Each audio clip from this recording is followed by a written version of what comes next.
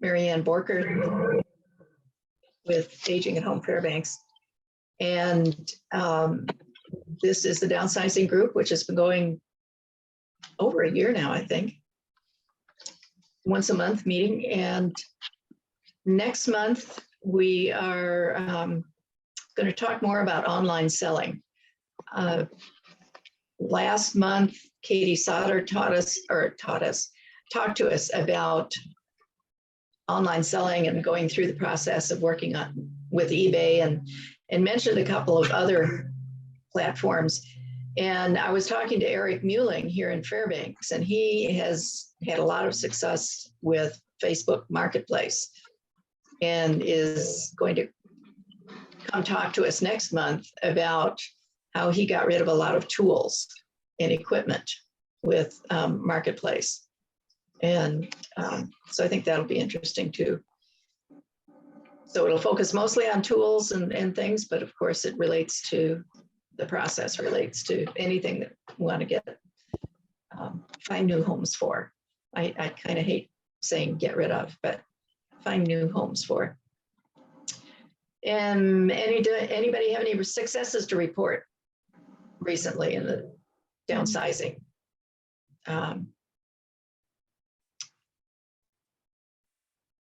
No. No. Well, I did get rid of a teapot. Betsy and I took a field trip to the Blue Door Antique Shop on Illinois. Yeah, it's on Illinois, right next to the gas station. And there were a lot of things there. The gal didn't seem real interested in coming to talk to us as a group, but she may eventually. But she said if we texted her with photos of things that we might want to sell, that she would let us know what she might be interested in. So I sent her a few pictures. And one thing she was interested in was a small black teapot that I had. So I took it in this week and I made a little bit of money. Not very much, but a little bit. So I guess every little bit helps, right? It cleared up space in the cupboard, and somebody else will be able to use it. I can relate to that. I've only moved next door, but over the last 2 years on Marketplace, I've sold a tremendous amount of items, many of them big ticket items. But however, when we'll get on that today, firearms are not one of the things you can sell on Marketplace. So they actually prohibit the selling firearms? They do. There are methods of doing that. Okay, any other stories of how things have worked or not worked personally that any of you have had? Okay, let's go on to our speaker for this month is Randy Pitney, who's going to be talking to us about firearms and how to sell them, appraise them, find value, ship them perhaps. And Randy's a longtime Fairbanks resident, was coach for the university rifle team for a long time, award-winning rifle team. So Randy, do you want to get started? Yeah, certainly. Thanks. Welcome. I understand we have about an hour. A lot of it will be donated or for questions at the end. But first of all, I think everybody understands this is recorded. I think your Zoom should have indicated that to you. So that's good. And since it's recorded, I want to make it very clear that I am not a federal firearms licensed dealer, which doesn't impact this whole conversation very much, but I'm not a dealer. And I'm also not an attorney. And so if you've got any real hard questions, you probably or confusion after this, you may want to go to a federal firearms licensed person or to an attorney. Unfortunately, most of the attorneys other than one in Anchorage are going to ship you back to myself or some federal firearms person because most of them are not up on speed, or if they get up on speed, they'll charge you $250 an hour to get there. So with that said, the first thing we want to deal with here on firearms. And as you heard during the introduction, that I'd coached the rifle team for quite a period of time. And we generally, even though I'm not big on meetings, would have a meeting once a week. And these are pretty elite people. I still actually coach Olympians. And we start any session that's more than one in there with this same thing, but it's about firearm safety. So all of our team meetings, presumably once a week, we talk about firearms safety. And so let me run through those, because if you have a firearm you need to dispose of in some manner, you're going to probably have to handle it. And there's 3 very simple rules for firearms. But first, I should tell you that I'm a real stickler on firearm safety. And by the national governing body, I'm certified to teach many, many classes. The only ones I teach anymore are actually on safety, whether it's home firearm safety, range safety, and then I also teach coaching symposiums, of course, but safety is the only things I deal with. So I'm a real stickler on safety. So with that said, there's three rules to safety. They're very simple. And it's 1, always point the firearm in a safe direction. 2, always have your finger off the trigger until you're ready to shoot it. And 3, have it unloaded unless you're ready to use it. And those are easy to say, but I should probably tell you what they are. Always in a safe direction means that if the gun were to accidentally discharge, it wouldn't have any damage to a person or material objects.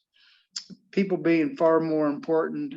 If it goes off and you're in a room, there's probably going to be a hole in something, but make sure it's not in a person. And finger on the trigger is pretty self-explanatory, and we're not going to get in a big safety class, but I'm going to assume for this discussion, you know where the trigger is on a firearm, and that you don't put your finger on the thing unless you're actually ready to pull the trigger and shoot a projectile at the end of the barrel.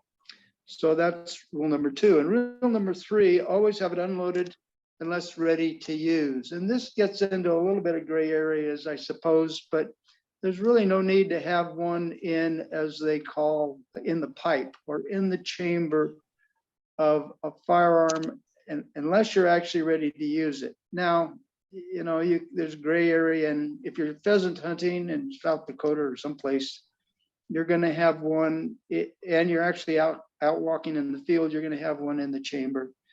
I guess if you're a peace officer, imagine you're going to have one in the chamber and different things. But if you're out hunting, and I just returned from a hunting excursion, that's what the beard's about here. And No Shave November is coming up, so I thought I'd just continue on with that. That you don't need to have a bullet in the chamber of a gun. It won't go off if there's no bullet in the chamber of a gun. So you really don't need one until you're ready to use that. And then I'm going to go with 2 other things that I'll add on there that are part of the National Rifle Association. They have 5 different divisions. One of them is big on safety and competitions and stuff like that. Important things like that. 1, they should be locked up. There's no need in having a firearm out where it can be available to somebody that should not have their hands on it. And 2, you should store the ammunition and the firearm separately. Those are 2 rules, and the rules of 10 things down the line. But those first 3 rules I gave you, always in a safe direction, always finger not on the trigger, and always unloaded until you're ready to use it. So with that, I'm going to talk about questions. And then we're going to go back on questions on the safety, because as you remember, I'm big on safety, firearm safety.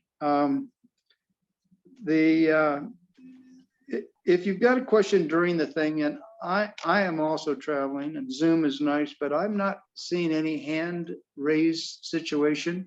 So I really can't tell if you've got a question. So just unmute yourself and throw your question out. And if I can't answer the question right then, I'm not going to try to buffalo you into some answer. I will find the answer out and hopefully and relate it back to Marianne or Leslie or somebody that can get it to you. But there's two types of questions. One, occasionally people will ask questions trying to impress me. Well, that's difficult to do. And just like to hear themselves talk and things. Let's not do with those right now. You can contact me afterwards, we can get into them. But there's a lot of good questions. And rather than having a good question and wait till the end and kind of turning everything off of the conversation and the workshop until at the end and you forgot everything except for the question you'd asked, just stop us and ask the question at the time. And at the very end, we will have a whole long section for questions that you can ask those. So with all that said, anybody have any questions on safety? Everybody understand that okay? Anybody like to say yes, just say yes. So I know you're Yes. still. Makes sense. Cool, thanks. Okay, so we're moving along. The reasons for disposal of firearms. Why do you want to get rid of your firearm? You know, and I ask some questions because it's nicer if you sit around in a group and people can throw out their 6 cents worth, but I'd like people to throw in here. But I've disposed of firearms here recently, and I didn't have very many firearms in a divorce 8 years ago. Most all the firearms I had in the safe left, and there was very few. A hunting rifle, a couple shotguns, a competition gun or two. And I've sold some of those at different means that we will discuss today. But why do you want to dispose of firearms? That's a question. Throw it out to the group. I have an answer. They were all my husband's, and I'm not really familiar with firearms, although I did take one course in Ollie. But I'm not comfortable with them, and I don't think I should have a house full of firearms. Well, that's a good reason. I have another instance. Someone in the family died and he had guns, and we didn't need the guns, so we had to get rid of them. Very good reason. Any other reasons? Anybody else recently disposed of firearms? You may have some good ideas along the line that I haven't thought of on how to dispose of these. Don't throw them in the river or anything though, or the dumpster, please. Okay, well, there's a couple other reasons to dispose of firearms. One is safety for others. You may have firearms in your house, and you may have no idea how to operate them, as we heard the one lady speak, and you may be perfectly up to speed on everything that makes a firearm work, which sometimes I'm not.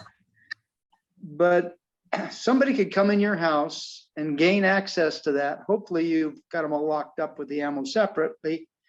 But if they come in and gain access and you're not really needing that gun anymore, maybe that's a good idea to downsize it. And the other reason is, and we get into some area here on downsizing for self-safety. Sometimes as people mature in age, they're not thinking quite as wisely as they should. And there's certainly no reason to have a firearm in any proximity if you're getting into that area. And usually people have an idea of that beforehand. So safety of others and safety of yourself are also good reasons to get rid of it. Any other reasons for disposing of it, besides a couple that we've heard? Well, my husband got rid of his, drove him down to the lower 48 and gave them to my brother-in-law because he wasn't hunting anymore and didn't need them. So I think he just kept one that he took to the cabin with him, but took all the hunting rifles and things down, gave them to family members. A good reason. Other things? Okay, well, we're going to get on this a little bit later, but giving them away, be very, very, very careful who you are giving them to, and they have the mental capabilities that they're not going to go do something stupid with firearms. So be very careful on who you are giving them to. And I'm sure 99% of the people that you would give them to would be very adequate person to give them to, but please just be cautious of when you're just making it nice for yourself to get rid of them, that they're going someplace to a good, safe home. Okay, well, we heard one, pass it on to a relative. One of the first ones I have marked down is passing it on to children or relatives. And we get into a situation here where some firearms are actually heirlooms. I have 3 that I was given, passed on to me from way up the chain, and I was told, these 3 stay in the family, or you will not make it to heaven. So that said, I had to figure out a good system on where they need to go when it's time to go. Right now, they are safely mounted on the wall, locked up for display, because there's no good in having these things sitting in a vault someplace if you can see them. But they're 12 feet off the ground, and there's no ammunition in the house would fit any of the 3. One was passed down from a great-great-grandfather who had come over the Oregon Trail, and once he got to Oregon, felt he needed a big gun.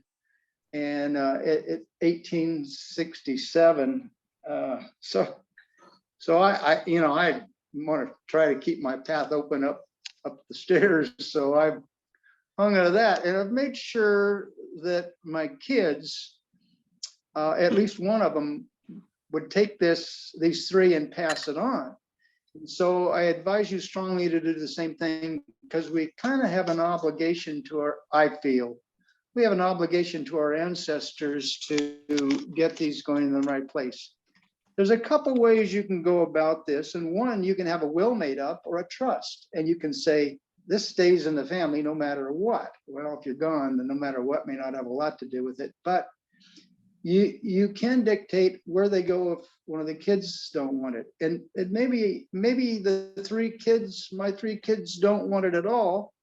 But if it's has to stay in the family, maybe the next generation, somebody is into antiques, whether it's guns or teacups or teapots. So hopefully then this is more philosophical, but hopefully we kind of pass them along in areas where they've been predestined to by our ancestors. If you donate them someplace, you can donate them on, and I did this with some World War II stuff, on an indefinite loan. And the loan says in 6 months, with 6 months notice from either the loanee or the loaner, you get that World War II helmet or whatever it is back, or a year or 5 years or whatever. And they're obligated to give it back if you decide you want it because somebody in your family wants it, or that they decide they want to get rid of it, and they're obligated to give it back to you, and then it gets back in your line to go down there. Some of this is a little bit shaky country. You're not going to have a whole lot of control when you're gone, and there a lawyer may help you figure out a better system to do this. But if you've got guns that are not antique type, that want to be passed on in the family, there's a lot of museums that will take them on indefinite loans, and I strongly advise towards indefinite loans. And they may end up indefinitely there, but there are museums that take it if your kids don't want it. But that's the first place I would do, is pass it on to children or relatives, mandating where what happens to them if they don't want them anymore, they have to leave. So but before you start passing these things along, we're going to get into the other methods besides passing them down the line, are the value of them. And if it's worth $100 or it's worth $10,000 and I give it to my kid, I'm happy. But if it's worth 100 or 1,000 or 10,000 and it goes someplace else, I believe you should find out how much basically it's worth before it goes there, or at least know it's going to somebody reputable where they would do it. And remember, I'm talking a lot here. These Zoom things are kind of conducive to that, but if anybody's got any questions, just start talking and we'll stop. So to figure out the value, and this can be complex or simple. I actually talked to FFL people, federal farm licensed people in this town. Neither was available to come on and talk with me at the time, and that would be one of their areas of expertise. But it's kind of like coins. You can have a coin that's all rubbed flat and it's worth very little, and you can have one that's in mint condition and it's worth a lot. There are guns, and I happened to sell one a year or two ago to a gun dealer. It was new in the box. It's called NIB. That's an acronym, all capital letters. It had never been fired. It could be out of the box, but it's been out of the box. You don't have fingerprints and it goes back into the box. And from there, you work your way downhill to one that's all beat up and wore out and the stock's cracked and the bluing's off of it and everything else. But somehow you're going to need to determine how that is, what it's somewhat worth. And there you can go to somebody reputable and find out a good idea, or you can go online, or they've got books, Shooter's Bible, Gun Trader, a lot of different ways to tell. The hard part of that is determining how beat up it is or how pristine condition it is. And you may not have a good idea for that. But I'm going to stop on value right now and open it up. I'll quit talking long enough. That if anybody got any questions so far? Is there anyone in town who does appraisals for firearms? Yes, about everybody. About everybody, okay. Some are reputable and some aren't. If I'm going to take it to somebody that I don't feel real comfortable with and say, will you sell this for me? And we're going to get into that selling in a bit. And they tell me, you know, it's worth $1,000, but I've looked it up in the book and I kind of got an idea it's worth $10,000. Kind of shaky. And then you might go to somebody that's the salt of the earth and say, you know, it's worth this. We will also get it in number 4 down the line on ways that they're going to sell it for the most money they can get out of it because they get a commission. And so, and there's got to be a paper trail on that. So you know what they actually sold it for and the commission they took. And obviously, if a gun's worth $10,000, hopefully they're not going to sell it to their neighbor for $1,000, give you that paperwork, and then resell it for $10,000. So find somebody reputable. Hopefully that answered that. Well, I think the problem is finding someone reputable. I wouldn't know who to look for. I can help you out with that, and that may be wiser at the end during questions or or separately from that. Yeah. So just getting a recommendation from somebody who knows firearms would be a good way to do it. Just get recommendations from folks who've done it. It is, and that's what I do. And all of mine, and we'll cover a little more detail, I have given to a person that's a federal farms licensed person, and they have sold them. I've been very comfortable, and I have a general idea what they were worth. And then all that money is donated into one of 2 places that I donate the money. So it all goes someplace, and they're aware of that ahead of time. Either the Blood Bank of Alaska that I'm on the board of directors on, or the or a scholarship fund I have at the university. So they go one of 2 places. The person knows about it. I have no doubt that they're very fair, and they actually don't even charge me a commission on it. So, but I can lead you into places where to go, and we'll talk about that on sales, I think. Could you give us again the names of the books where we can look up the value?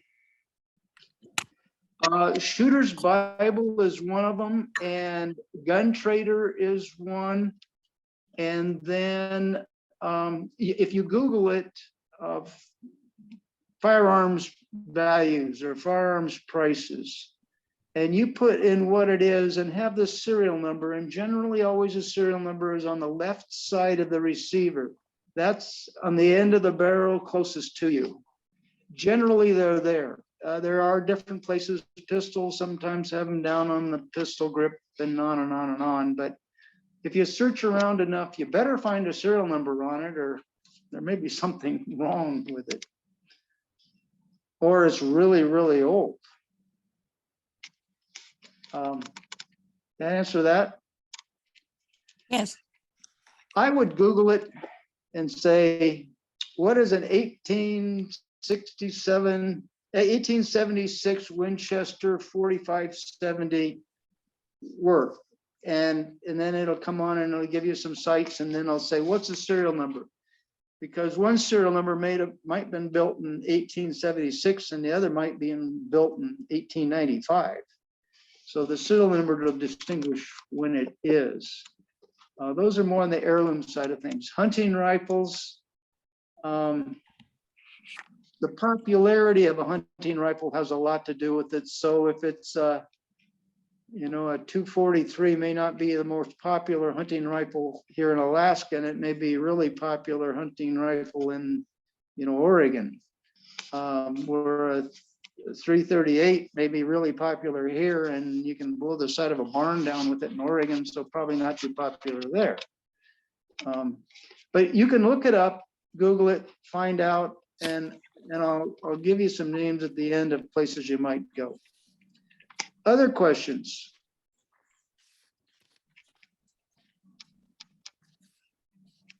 Okay, well, like I say, go ahead.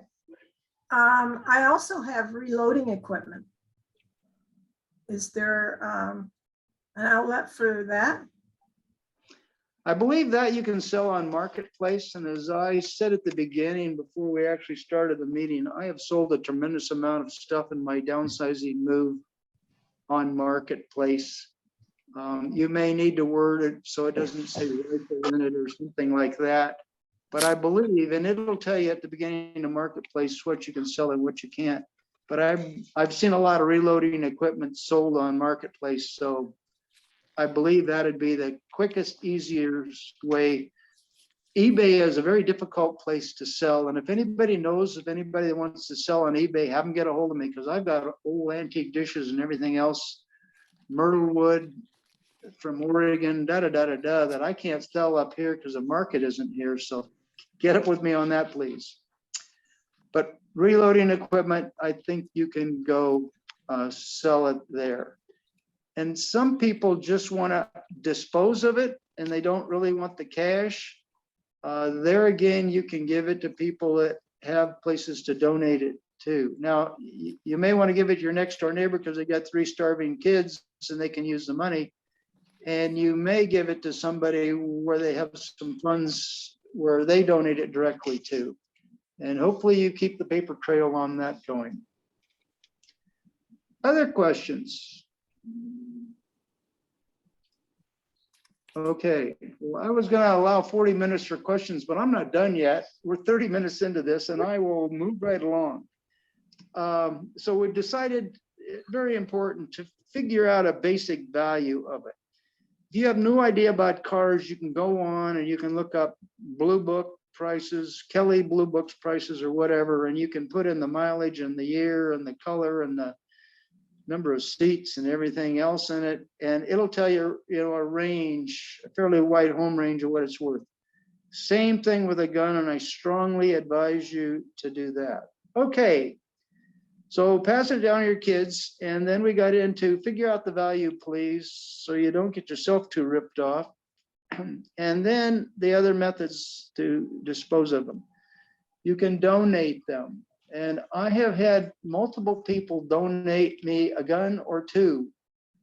And I have gone to those 2 places that I talked about, the Blood Bank of Alaska and the Scholarship Fund. And this isn't a plug here for either one of those 2. What it is that I can't take 20 guns. That starts to get into a real gun gray area with the ATF, alcohol, tobacco, and firearms. that, am I working as a dealer? And I started this whole recorded conversation saying I am not a dealer. But if it's a gun or two, according to my friends, the two that I talked to that are FFL, said a gun or two, you have no problem in taking and doing it. And then you will see that they are donated. But I only donate to 2 places. If you have another place to donate to, that'd be great. I'm not opposed to donating at any place if you don't need the money yourself or your neighbor doesn't need the money and there's 3 starving kids. So donation is a really handy way to go, and that's the way I've disposed of all mine so far. I imagine that there are some nonprofits that would not take a gun. They'd like you to get rid of it and then give them the money. Probably. Exactly. But there are some, so check with them and see if they would take it, I suppose. I don't know of any nonprofits that will take a gun. What I was speaking there of, I will take a gun or 2, but I only donate it to 2 places. So if you wanted to donate it someplace else, you probably should find somebody else that will take it and donate it. And then they're going to take a commission out of it more than likely, because they have to pay for these FF licenses every year.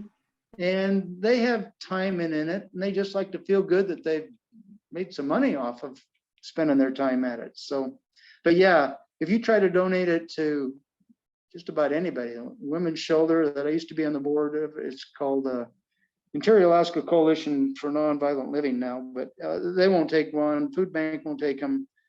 I don't know of any place that will take a donation of a gun legitimately. Okay, so in other words, you're selling them and then donating the money, Yeah, you which give them.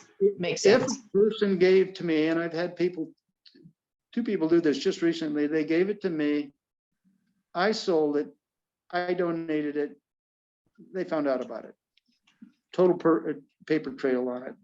But I don't think you can just flat donate to a non-profit. Okay, And if you're donating to somebody that's not an FF dealer, or you're donating to somebody, please, please, please make sure that they're a responsible individual that will follow the 3 safety rules. I'm back on my soapbox here, and also won't pass them on to somebody that could be an irresponsible. So if they have a child that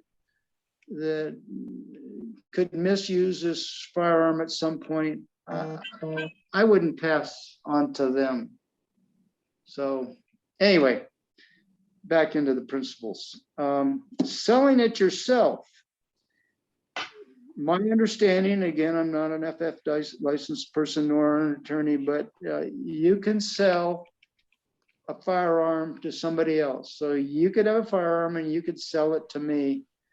And my understanding is if you start selling very many of them, then you're way out of the gray area. So if you sell 1 or 2, but again, please make sure you sell it to somebody that's not going to do anything bad with it. But you can sell them yourself. The problem is how do you sell them? On Marketplace, you can't sell guns, and people have all kinds of ways they've tried to get around it by putting up for sale steel hole puncher. What is that? Well, somebody's trying to sell a gun for $600. I think there is an uninhibited place on Marketplace, and it might be through Fort Wainwright. I'm not sure about this, that you may be able to sell guns on some kind of trading situation, but I really don't know that. So if I don't know, we probably should leave it alone. But if you can figure out a way to sell it, I think you can run an ad in the newspaper if anybody ever does that anymore. And classifieds, I know they used to be able to do that. But if you're finding a problem with it, selling it, the next things I will deal with is how you can go about having somebody else sell it for you. And I don't want to get inundated with, if there's, I don't know how many people are out there online, but there's 20 of you, and everybody shows up at my door tomorrow. I'm not home to start with, I'm traveling, but The next day with 20 people show up with a gun each, yikes. So let's not do that either. But there are federal firearms people around, and I will get to that at the end, that I believe may be willing to sell for you. And it may be better if I get your name and pass it to them and let them contact you rather than just throwing their names out there the more I think about this. There are gun stores in town where you can take it in and sell it. Some of them are not thought of as highly as they used to be. So I'm not advising you to take them into a gun store and having them sell it. You can try it. They are going to take a commission, but that's their business, so they highly expected to. I was given a couple valuable guns a year or two ago that I took into a gun store in town. And I'm not saying they were unreputable or anything like that, but they were competition guns. And I really didn't have a way of selling very quickly. And I thought, you know, they run a business, they'll put them out there. They reduced the price of the commission greatly, and everything was fine and happy. In 6 months, they still hadn't sell them, and they called me up and said, you got to come get them. Well, that's where the problem exists, is they got to have a background check on you and everything else just to get your guns back from them. And obviously have a good background check and everything, but there was a whole room of paperwork that we had to go through for me to get back guns that I had given them that were now my guns. So you might not feel really comfortable or confident about that method. But it is one method you could do it, is take it to a gun store and of course have a paper trail on it. And then there's gun dealers in town, and I suppose all of them are licensed dealers, FF licensed people, I would hope so. They have these at gun shows, and they can sell them for you, and they'll take a commission, and some of those commissions are a little heftier than I think they ought to be. But that's another avenue, or gun shows. I'm not, if I were taking it to a gun show to have it sold, I would take it to somebody that I knew that was a federal farms licensed dealer, so that I knew that whoever they sold it to had to fill out the paperwork so that they weren't a felon, and they weren't they didn't have a mental problem, on and on and on and on. And those are some pretty good safeguards in place these days, fortunately. But if I were having it sold at a gun store, a gun show by a dealer, I would make sure it was an FF dealer. Okay, questions on that before I get into the next one? Okay, now I'm really getting behind. The last one is an auction. And I did this with some guns, ones that were passed on to me, and they were antique enough that they weren't passed on by family members. People just said, here, take them, put it in your scholarship fund. And they weren't gonna sell that well in Fairbanks. It's like a set of dishes from the 20s. I found out nobody's really a dish collector in Fairbanks, so you need to go on eBay and sell them nationally. Well, the same thing with farms. There weren't enough farms collector in Fairbanks anyway. I think there are in Anchorage, but so I put them on an auction, and the auction person in town is a guy named Joe Campbell. He's a federal licensed dealer. He would have to be federal farms licensed dealer. And he sells these on, I think once or twice a year. And he has an auction where you can come and outcry bid on them, or they're online. So they go down to the estates And the people in the States bid on them, and I think nearly all of them, the ones I turned into them, were all sold out in America someplace, out in the lower states someplace. And I have found that a pretty good, I trust the gentleman well. He seems very straightforward. He gets a commission out of it, of course, because he's running a business and he ought to. But I feel very comfortable in him. There's maybe other people in town. He's the only one that I've dealt with, but you can Google auctions and Joe Campbell and probably find him. And if he says, "Where'd you get my name?" just say, "Hey, this guy Randy Pitney said you're a good one." I hopefully he'll be happy with that. That's his business. That's what he does. So that's the last way to dispose of guns that I know of. So with that said, a question from me to you, or do you have any other ways of disposing of firearms? Just a question about the auction, Randy. Does Joe Campbell do only firearms at these auctions? No, he has all kinds of things that he auctions off. Okay, because I've heard that name before, but I didn't know. So he would include the firearms in another auction of big things, of other things? Yes and no. One, his auction, he has just an auction for firearms, but two, he also has auctions for everything else, and they may be going on at the same time, but they're two mutually exclusive auctions. Okay, So you're only going to get the one auction on firearms. You're not going to pollute the thing with dishes and old telephones and stuff like that from people in the States. You're going to get people that are looking for guns. I would recommend that for antique type. If they're actually hunting rifles for Alaska, Alaska is a good place to sell those, but he also sells them locally. So that's a good way. But anybody can sell a gun, a hunting rifle up here. Those are more for the antique type outside. You should also know, and I don't think any of you are in this position, but I have been, of competitive target rifles. Competitive rifles are about the only type of rifle that do not appreciate. They depreciate because it's like computers were 20 years ago, that every 6 months there was a new whiz-bang computer out that was new and improved, like Tide soap in the 50s. And competitive rifles and pistols are the same thing. They don't appreciate unless they get really old and they're antiques, and then it reverts back to the antique status. It goes from there. So anyway, that answered that. Other questions on how to dispose?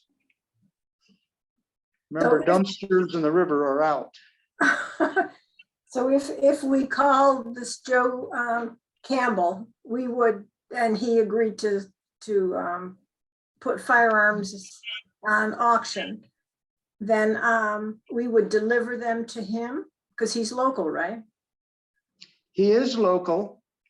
I sat next to him at a reception dinner the other night, just out of the blue. And I think he just had one of those. But yeah, I think you can Google auctions and Joe Campbell and get him. Now, remember, I'm not advocating any one specific auctioneer in town. I just happen to know his names, and I'm trying to help you out with that. We'll get off the record, I think, when I start throwing out other FF licensed people, but he does that for a business. So yes. Okay. He may turn you down on certain things. He may say, this isn't worth me trying to sell. This is great. It was passed down from your great grandfather. It's a silver pistol. It doesn't get any serial numbers on it. It's about worthless. I'm going to get $100 out of the thing, so I'm not going to spend my time on it because it probably won't sell.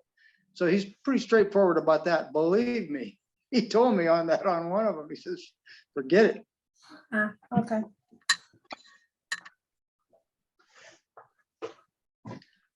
With that said, I have never had one go in there that he hasn't sold. I've only done it one time with him, I guess. So, but I've been I've been pleased with it. Yep.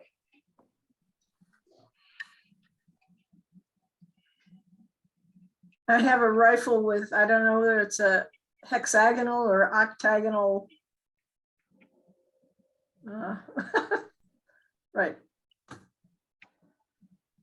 Whatever. it is. Well, Up I there. can tell you something, it's probably worth something.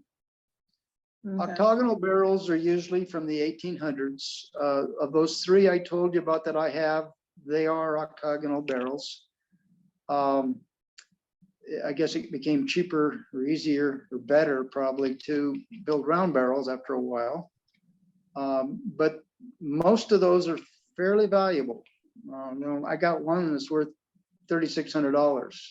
Wow, okay. So high and bolted on the wall 12 feet up, there's no anybody gonna come steal it, so help yourself. I don't mind telling you about it, but it may be worth something. Again, if it's all beat to pieces and it fell off of the scabbard and the buffalo herd ran over it, which was an old buffalo gun that I had, it may not be worth nearly as much. And if it's really nice looking and everything, it might be worth a whole lot of money. Lots. I haven't looked at it in a long time. I don't think I remember it as being bad looking. It's probably not pristine, but I don't know.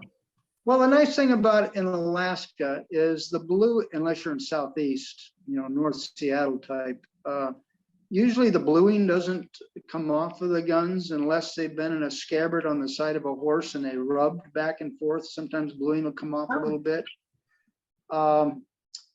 So if the wood looks pretty good, the gun's probably in pretty decent shape. But, and if you'd like, I can certainly look at it. Okay, I'll throw this out there. Anybody that would like me to look at something, and I'm not a gun collector or an expert, I'll give you a good idea when we look it up together online of where the value may be on the thing. Because I don't want anybody to get ripped off in the steel, and nobody wants to get, taken advantage of. Right. So I'd be willing to look at it, whatever you've got. Okay. I'll take you up on it. Yeah. I'm interested in shipping guns and how do you recommend packaging them? And also, do you want to send them US mails, FedEx, UPS? Okay, there's a can of worms. This isn't Judy, is it? This is Judy. Yes, Triple horn? yes. Well, I've still got those 2 gun cases for you. You wanted to use to ship them out. I'm going to take you up on that. But I thought the rest of You've been telling me that for 3 years now. Okay, well, I've still got them. I know the rest of the exactly where group they're might at. be interested in this.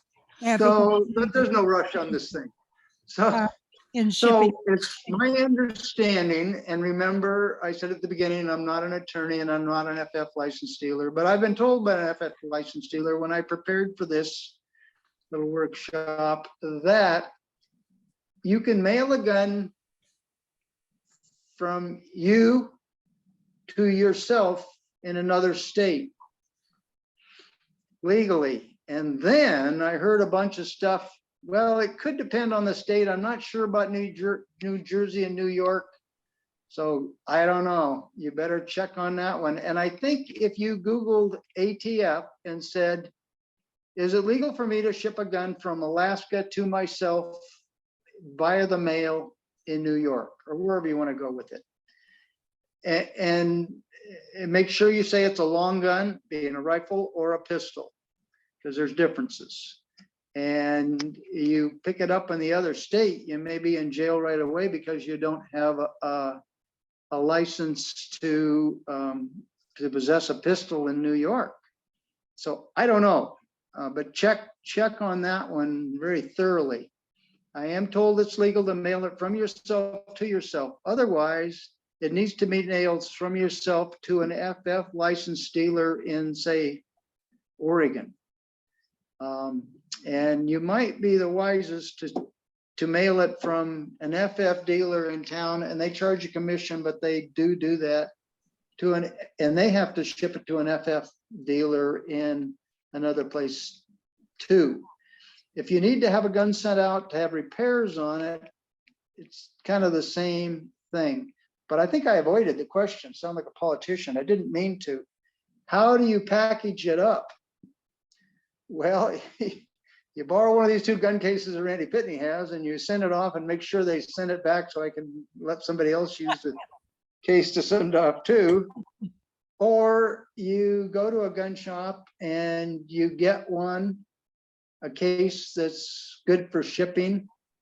If you have the original carton that it came in, usually they're styrofoam slid inside of a cardboard box, and those are really good. You can just about land a 747 on top of them and make it work. They work better than most of the plastic cases out there. But again, I'm sure there's a gun store in town that would be willing to wrap it up for you. I don't know if UPS would do something like that. I don't even know if UPS sends guns, but there's somebody around that could probably help you out to get it shipped out for you. But let me say this, if you ship it in a rifle case, take the bolt out of it and have it separately if it's a bolt action rifle. And because if the bolt's left in a rifle, 1, it should be closed, but 2, if there's some tension on that box, it can spring the bolt and the action. So just remove the bolt from the action if it's a bolt action type rifle. The rest of them, you know, you can leave them together. Okay, but where I was headed with this was, if you've got a type of a gun case that you're shipping in, put a lock on both ends of the gun case. Because, and when I was coaching, we had a gentleman on the team, mechanical engineering student, who we left Tennessee after national, or Kentucky after national championships, and we were all really happy and life was good and we'd won and and we went and we checked in at the airport in Nashville, and they looked at the guns and they lock them back up, or you lock them back up and they go through the thing. And we got to Fairbanks and everybody was grabbing their guns and they were happy to be home and visit their friends and family. And Tim grabbed his gun case and lifted it up in the air, expecting to find the thing to weigh about 42 pounds, and it weighed nothing. And he had a lock on only one end of the case. And somebody had just opened up the other end, pulled both of the competitive target rifles for about $6,000 out of them, closed it back up, gave it a kiss, away it went. And you know, there was tears in people's eyes when we got home with the national championships over and everything like that. And lo and behold, the peace officers in Nashville, Tennessee, located those 2 guns in a pawn shop in Nashville. Really, I didn't think that had ever happened, quite frankly, but he got them back. So make sure you do that. And while I'm on guns here, I need to revert back to safety. And I know I've pounded on safety pretty hard. Bolt actions, you heard me talk about those and taking the bolt action out of the gun when you're shipping it. Lever action rifles, when you ship, you would want the lever closed on them so they don't get sprung and bent. But lever action rifles are one gun that is very difficult to see if they are loaded, or at least they have some in the tubular magazine. So rule number 3, make sure it's unloaded until you're ready to use it. So if you take a gun out of your gun safe and the ammo is stored totally separately, and you take that gun, open the action, whether it's a bolt or a lever action, and check and make sure it's empty. And you were the last one that put it away. You were having a good day when you put it away. You know that it's not loaded, and poof, lo and behold, it's loaded. Somebody else did it or whatever. But at least for peace of mind, always check every time you handle a firearm to make sure it's unloaded. And if anybody ever hands you, and I'm getting way off on safety here, but if anybody ever hands you a gun, first thing you do is open the action and check to make sure it's loaded. Okay, so off of that soapbox, none of the other one about lever action rifles. Lever actions, you pull the lever back, and if you don't know what a lever action is, find somebody that does. You shouldn't be handling it. But you pull the lever down. It's like the old days of the rifleman where Josh Randall kept pulling. Now I'm dating myself, but kept pulling the trigger and da da da da da. So it's easy to check, fairly easy to check when you open the lever that there is no round in the chamber. However, the tube, your magazine in most of those, it's either in the stock or it's underneath the barrel, generally underneath the barrel. And if that tube underneath is kind of a tinny thing, it's not like a heavy duty barrel above it, it's attached to it, is bent slightly, it is very easy, very, very easy for a round to get stuck down in the magazine. And that thing may have sat in there since your great-grandfather gave it to you and got put away, and you checked or your dad checked, and the chamber's empty, and they looked in the tube looked empty, and they close it, and somebody takes it out and starts jumping the lever back and forth and pulling the trigger each time they do, and bang, it goes off. What has happened, that tube was bent a little bit, and that bullet finally worked its way out with you jacking on the trigger a whole bunch, or the lever and the trigger, and that worked its way out and worked its way into the chamber, and bang, you got a big noise. Hopefully you followed rule number 1 and it was pointed in a safe direction. If you would like, if you have a lever action and you're not sure how to check it, I would be willing to check it for you, but I'm sure you can find somebody, other knowledgeable person, to also come and check to make sure that the tube is unloaded, that the chamber is unloaded and the tube's unloaded.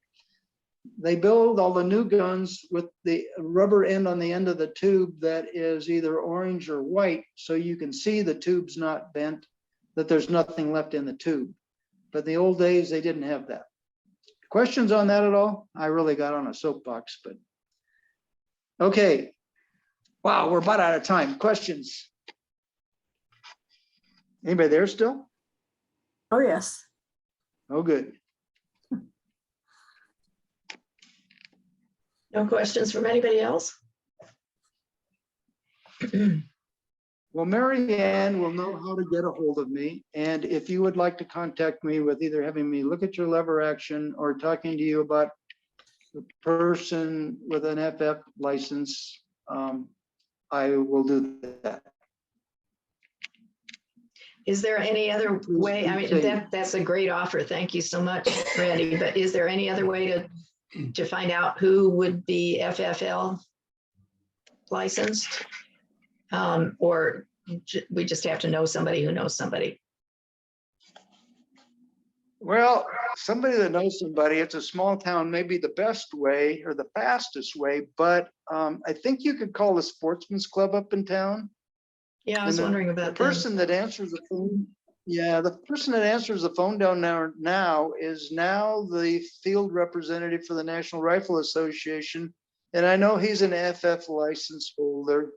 I would imagine he's in a position now where he can't really be selling things while he's doing that job, but he could probably send you to somebody that is. But if you really had to have it happen, there's a gun show this weekend at that sportsman's club. And if you walked in the door there and said, I'd like to find out somebody who's an FF licensed dealer, or I'd like to know everybody that is, or something like that, they can probably direct you to somebody.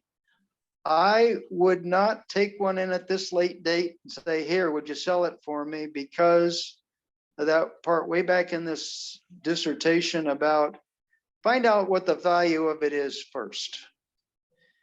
It seems like a lot of gun dealers at those shows or non-gun dealers at those shows are, they're just trying to make a lot of money, and they'll want to buy cheap and sell high. So I wouldn't rush into trying to sell one at this week's gun show, but it'd be an excellent place to learn. I would imagine, and I don't know this for a fact, that you could probably Google FF, Federal Farms License Brokers in the state of Alaska, or maybe just in Fairbanks area, and they may have a list for you. Okay. Sorry, I've spoke so much. I wish we were in person and had more opportunity for questions, but it is what it is. Well, we are just about out of time. As any other comments for Randy or questions? I could probably unload my firearms and take pictures of them. Would that help? Well, yeah, it might help, depending on what you want to do with it. You probably, it's like selling a car. If you go down and, with a picture of it, they say, well, I got to see it. Right. If you send me a picture of it, I can look it up online probably as easy as you can, or maybe a little familiar with it and look it up and say, it's probably worth this to this. Okay. So you could send me pictures of it. And again, Mary Ann will have a method of getting a hold of me. Text would be a good way for pictures. So yeah, there's a lot of ways. Make sure you do unload it. But I don't if you're not really familiar- want to touch them. what's that? I said, I don't really even want to touch them. I think they're unloaded, but I don't know. The old ones are, but I don't know about the newer ones. Are you located in town? Out of town. Are you in Fairbanks? Yeah, How far out of town? 10 Mile, Chena Hot Springs. We're breaking up. Oh, 10 Mile, Chena Hot Springs Road. I'm not sure I'm gonna drive out there, but I may be able to find somebody out in that area that will stop by, because if you're not comfortable with a gun, you shouldn't handle it. And if you're at a party some night, and this is what I tell the kids, and somebody brings out a gun, maybe not a party, that's a bad one, but someplace and brings out a gun, and you're not familiar with it enough to open the action and check to make sure it's unloaded, say, I'm not familiar with that gun, I don't want to touch it, or I'm not familiar with that, would you open the action and show me that it's unloaded? So I would not handle them if you don't feel comfortable with it at all. Good, I agree. Thank you. And since you didn't put them in the safe, or wherever you have them, I hope that's safe, especially if there's any chance kids or somebody unreliable could get in there on them. That gun may be loaded. A lot of old timers kept guns loaded.